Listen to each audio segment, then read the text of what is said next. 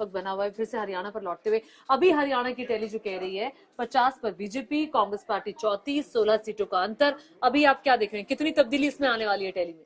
अभी तो एग्जैक्टली नहीं कहा सकता है कौन किस सरकार बनाएगा। आपका अनुभव क्या कहता है? अनुभव पिछले 5-6 चुनाव जो देखा है, जिस हिसाब से वहाँ गठबंधन हुए हैं उसके हिसाब से अगर देखा जाए तो कांग्रेस को जो नुकसान पहुंचाया किसी ने, हाँ। तो आम आदमी पार्टी, INLD और बीएसपी का गठबंधन और जेजेपी और नहीं, मेरा सवाल आपसे है कि ये टैली लगभग इसी के आसपास रहेगी, मतलब बीजेपी को बढ़त रहेगी, या फिर आप सोच रहे हैं या देख रहे हैं कि ये कांग्रेस पार्टी ये चुनाव सुधार करेगी? आपने 2020 का जो बिहार का चुनाव देखा था उसमें भी बहुत कांटे की टक्कर थी। हाँ। उसी हिसाब का है। अगर आप देखिए कि अगर कहीं अगर बीजेपी कांग्रेस हारती है कोई सीट, अगर कांग्रेस, उस पर देखिएगा कि जितने अन्य लोगों ने उसका वोट काटा है उतने से वो हारेगी। आपने मेरे सवाल का जवाब नहीं दिया। मैं कह रही हूँ कि ये टैली यहीं पे बनती हुई अभी दोनों में एकदम 19-20 का अंतर रहेगा।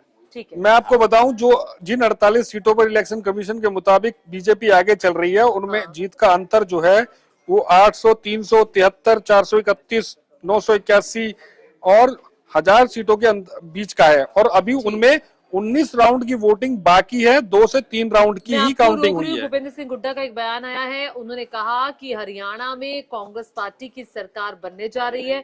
भूपेंद्र सिंह हुड्डा काफी आश्वस्त नजर आते हुए। जी, अपनी बात पूरी करिए। मेरा कहना, मैं ये बता रहा था आपको कि मार्जिन जो है अभी जो लीड है वो 900, 373, 431 बहुत बहुत छोटी लीड है। और राउंड की काउंटिंग जो है वो 2 से 3 ही हुई है अभी तक, कहीं भी चौथे राउंड की काउंटिंग अभी शुरू नहीं हुई है। 17 से 19 राउंड हर कॉन्स्टिट्यूंसी में है। मिनिमम 16 राउंड की काउंटिंग है और मैक्सिमम 19 राउंड की काउंटिंग विधानसभा के अनुसार होनी है। तो ये जो रुझान आ रहे हैं ये 2 राउंड की काउंटिंग के बाद के हैं। अच्छा, अभी हमें और इंतजार एक बहुत ही इंटरेस्टिंग चीज है, अटेली से बीएसपी के जो कैंडिडेट हैं वो आगे हो गए हैं। अटेली से ही राव इंद्रजीत सिंह की बेटी राव आरती जो है वो पीछे चल रही है, बीजेपी की कैंडिडेट है। जी। तो ये शुरू से था। अभी से जो हम लोग देख रहे हैं ना, जैसे सुबह से जो अनुमान चल रहा था वो वॉलेट और पहला 2, लेकिन जब जैसे जैसे धीरे गिनती आगे बढ़ेगी तो आप देखिएगा कि एकदम क्लियर हो जाएगा कि वहाँ जो बीजेपी और कांग्रेस को जो नुकसान या बढ़त जो मिलेगी तो वो बहुत मार्जिन उसका बहुत कम होगा। और जो राव इंद्रजीत सिंह, अगर इसका पीछे कारण यह है कि अब पार्टी जो है, पार्टी से कभी कभी बगावत जो होती है ना उसका नुकसान भी होता है। काडर पीछे बैठ जाता है कि नहीं अब आपको नहीं, आपके खिलाफ देंगे। इसका सबसे उदाहरण जो है अभी राव इंद्रजीत सिंह दिख रहे हैं। ये पहले भी एक बार जैसे वीरेंद्र सिंह चले गए वहाँ जो पूर्व मुख्यमंत्री थे, तो उधर उसका लोकसभा में उनको नुकसान हो गया। अभी इधर जो बीजेपी का काडर है वो एक बीजेपी का एक फिक्स वोट होता है जो इधर उधर नहीं भटकता है, चाहे किसी की भी सरकार आए जाए। वो बीजेपी का काडर जो है ना, वो मुझे लग रहा है कि वहाँ उसने उनको थोड़ा उनके साथ खेल कर दिया है। अच्छा, ये एक और खबर आ रही है कि 5वें राउंड में बीजेपी ने बड़ी लीड ले ली है। आप जो इलेक्शन कमीशन की वेबसाइट देख रहे हैं उसके मुताबिक आप बताएंगे क्या है? 5वें राउंड की खबर आ रही है कि 5वें राउंड में बीजेपी ने बड़ी लीड ली है। और दूसरी बात यह है कि जो हरियाणा के 3 लालों की बात होती है, देवी लाल, भजन लाल और बंसी लाल की बात होती है, उनके परिवार का भी हम जिक्र करेंगे। क्या उनकी राजनीति, उनके परिवार की राजनीति इन चुनावों के बाद किस दिशा में जाती हुई दिखाई दे रही है? देखिए, जो बीजेपी की आपने लीड की बात की है तो लीड जो है वो अभी 2 से 3 राउंड पे की ही वोटिंग हुई है। 5 राउंड अभी शुरू नहीं हुए हैं। जहां तक मैं देख रहा हूं अभी आंकड़े, उनमें कहीं पर भी 5वें राउंड की बात नहीं आई है। कहीं से भी 5 राउंड कहीं से भी नहीं दिखे। अभी 2 से 3 round, 3 round, 2 round, 3 round, 2 round, 1 round, कई जगह पर 1 राउंड है। केवल एक सीट है जो है पानीपत रूरल की, जिसमें 4 राउंड की काउंटिंग हो चुकी है। और एक सीट और है खरखौदा की, जिसमें भी 4 राउंड की काउंटिंग हुई है। बाकी सभी सीटों पर 2 से 3 राउंड की काउंटिंग हुई है। हम देखेंगे कि इन सभी सीटों पर मार्जिन जो है, कुछ सीटें ऐसी हैं जहां 5000 का मार्जिन है। जैसे बावल सीट जो है, जिस सीट पर 5000 से डॉक्टर कृष्ण कुमार बीजेपी के आगे चल रहे हैं। ML रंगा इंडियन नेशनल कांग्रेस के कैंडिडेट थे, वो उनसे पीछे चल रहे हैं। और इसके अलावा माफ कीजिएगा, इसके अलावा एक 4900 वोटों से भी गुड़गांव से मुकेश शर्मा जो है वो बीजेपी के आगे चल रहे हैं। नवीन गोयल इंडिपेंडेंट जो कैंडिडेट थे, जो माने जा रहे थे कि वो विनिंग वहां से हो सकते हैं, क्योंकि वो बीजेपी से टिकट मांग रहे थे नवीन गोयल वहां, और बीजेपी से टिकट नहीं मिला तो वो इंडिपेंडेंट लड़ गए।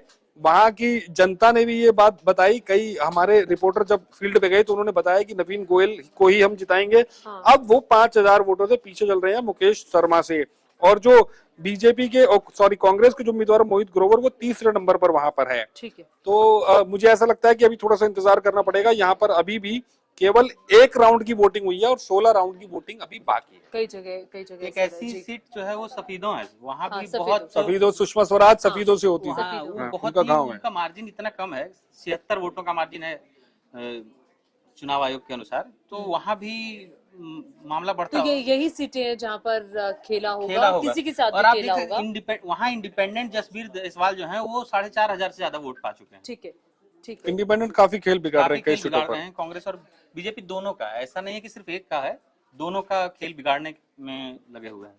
अच्छा, और तुशांत से बीजेपी की श्रुति चौधरी आगे चल रही है। श्रुति चौधरी की जो बढ़त है वो लगातार बनी हुई है। हालांकि जुलाना से विनेश फोगाट कभी आगे कभी पीछे, और अभी जुलाना से विनेश फोगाट पीछे चल रही है। जुलाना वो सीट है जहां से पिछले 15 सालों से कांग्रेस पार्टी को वहां से जीत नहीं मिली थी। इस बार जो दाव था वो विनेश फोगाट पर लगाया था कांग्रेस पार्टी ने। तो अब अभी के जो रुझान आ रहे हैं उसके मुताबिक बीजेपी 47 सीटों पर, जबकि कांग्रेस पार्टी 36 सीटों पर आगे चलती हुई, ये 11 का अंतर है। मैं अभी जो आंकड़े देख रहा हूँ आपको बता रहा हूँ, बीजेपी जिन सीटों पर आगे चल रही है वहां पर मैं देख रहा हूँ कि 2nd नंबर पर इंडिपेंडेंट है। जी कांग्रेस जो है उसको नुकसान इंडिपेंडेंट ने बहुत तगड़ी तरीके से पहुंचाया है। मुझे ऐसा लगता है जो बीजेपी की स्ट्रेटजी थी कि हमारे लिए ये चुनाव जो है खाई नहीं ढुलाई का है, कि अगर हमने खीर खाई नहीं तो हमने ढुला दी, तो इसलिए उन्होंने इंडिपेंडेंट पर वहां पर फोकस रखा, और वो कैंडिडेट जो है वहां पर 2nd पोजीशन पे दिखाई दे रहे हैं।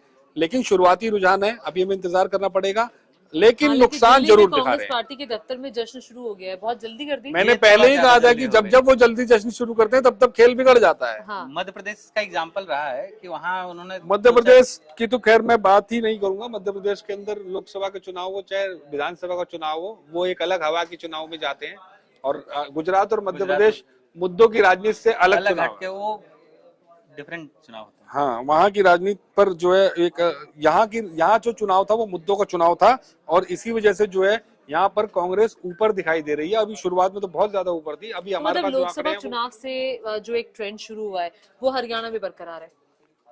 जी मुझे ऐसा लगता है बिल्कुल, लोकसभा चुनाव से जो ट्रेंड शुरू हुआ वो हरियाणा में बरकरार है, और ये कितनी देर तक बरकरार रहता है जम्मू कश्मीर में बरकरार है, क्योंकि जम्मू कश्मीर में जो लोकसभा सीटों के नतीजे आए थे उसके मुताबिक जम्मू कश्मीर में वहां की जनता ने वहां 2 बीजेपी को आई थी, बाकी वहां की जनता ने जो वोट किया है वो वोट अपने राज्य के नेतृत्व के लिए किया है, उनके राज्य के अपने नुमाइंदे के लिए किया है, इसलिए वोट परसेंटेज भी ज्यादा था।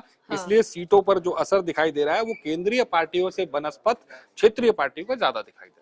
ठीक है, ठीक है। तो अभी जो नतीजे हैं, नतीजे तो नहीं है, ये रुझान है, और ये रुझान बहुत इंटरेस्टिंग होते हुए बीजेपी 49 सीटों पर आगे चल रही है, और इसी के साथ ही कांग्रेस पार्टी 34 सीटों पर बढ़त बनाए हुए है।